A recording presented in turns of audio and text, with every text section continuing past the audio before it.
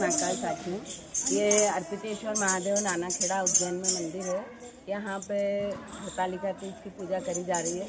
इसमें शिवम भजन मंडली, मंदिर समिति, पंडित जी, आसपास रहने वाले सभी के सहयोग से यहाँ सुबह से रात को फुलेरा तैयार किया गया और सुबह से पूजा अर्चना हो रही है, जिसमें तीसरी बार की पूजा अभी चल रही है। 5 बार यहाँ पूजा का विधान है और भोलेनाथ और गौरा जी को फुलेरा के नीचे बिठा के उनका पूजन किया जाता है।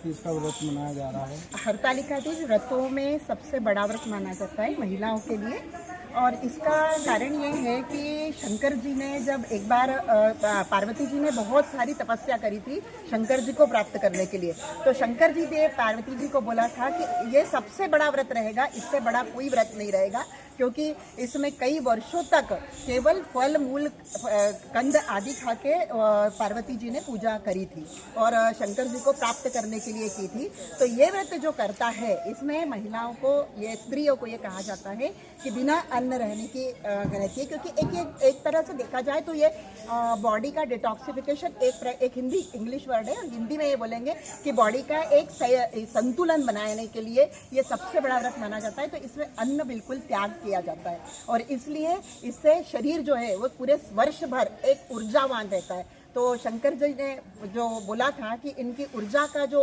लॉस हुआ है, इतनी व्यय हुआ है ऊर्जा का, तो ये ऊर्जा इन्हें हमेशा प्राप्त रहे, इसलिए एक व्रत ऐसा कर दो कि जिसमें अन्न जल कुछ भी स्त्री नहीं लेगी। तो इससे उन्हें कई सारे, ये कहा जाता है पापों का नाश, मतलब आपकी जितनी जो मानव शरीर आपको मिला है, इस शरीर के लिए जो जो आपने कर्म किए हैं वो सारे कर्म आपके सफल रहे, आपका जो जन्म है वो सफल रहे।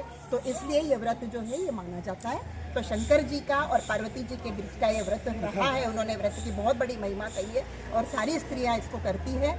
और तीज जो होता है इसके ऊपर ये भादव और श्रावण के जस्ट बाद में आने वाला, श्रावण के जस्ट बाद आने वाला भादव होता है, तो उस समय ये उपवास का एक बहुत बड़ा महत्व होता है, जिससे स्त्रियों की ऊर्जा पुनः बनती है और अखंड सौभाग्य मिलता है। और यहाँ पे जागरण का भी महत्व कहा गया है कि शिव जी ने रात्र भर जागरण किया था और इसमें भजन, महिलाएं भजन कीर्तन करती हैं क्योंकि शिव जी को मनाती हैं और सारे जन्म, जो पुराना जन्म है, जो चल रहा जन्म है, जो अगला जन्म रहेगा, इन सब में एक बहुत ही महिलाओं की ये मान्यता रहती है और स्त्रियों के लिए ये कहा जाता है कि अगले जन्म के लिए भी ये व्रत जो है ये आपको सौभाग्य हमेशा अखंड बनाए रहता है, इसलिए ये व्रत किया जाता है। मेरा नाम डॉक्टर तनुजा कदरे, अर्पिता निवासी, अर्पिता कॉलोनी।